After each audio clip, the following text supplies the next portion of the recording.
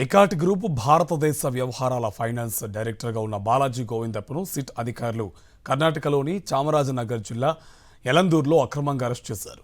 ప్రకృతి వైద్యం చేయించుకుంటున్న గోవిందప్పను అదుపులోకి తీసుకుని అక్కడి న్యాయస్థానంలో హాజరుపరిచి ట్రాన్సిట్ వారెంట్పై విజయవాడకు తరలించారు. ఇవాళ ఉదయం విజయవాడ పోలీస్ కమిషనర్ కార్యాలయంలో ఆయన్ను విచారిస్తారని తెలుస్తోంది.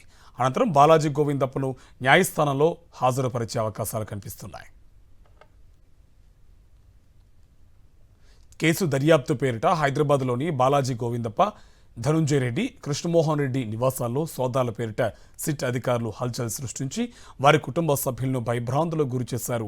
సిట్ బృందాలు హైదరాబాద్లో కుటుంబ సభ్యులను హడలెత్తించారు. ఆయన భార్య, కుమార్తెలకు ప్రశ్నలతో వేధించారు. ఇంట్లో పత్రాలు తనిఖీ పేరిట నిన్న మధ్యాహ్నం నుంచి అర్ధరాత్రి వరకు హల్చల్ చేశారు.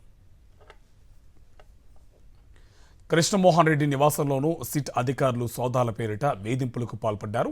నిన్న మధ్యాహ్నం నుంచి అర్ధరాత్రి దాటే వరకు సోదాలు చేశారు. మరో ప్రాంతంలో ఉన్న కృష్ణమోహన్ రెడ్డి కుమారుడు రోహిత్ రెడ్డిని పిలిపించి మరీ ఆయనకు సంబంధం లేని అంశాలపై ప్రశ్నించారు. ధనుంజయ రెడ్డి నివాసంలోనూ సోదాల పేరిట సిట్ అధికారులు అదే రీతిలో బెదిరింపులకు పాల్పడ్డారు.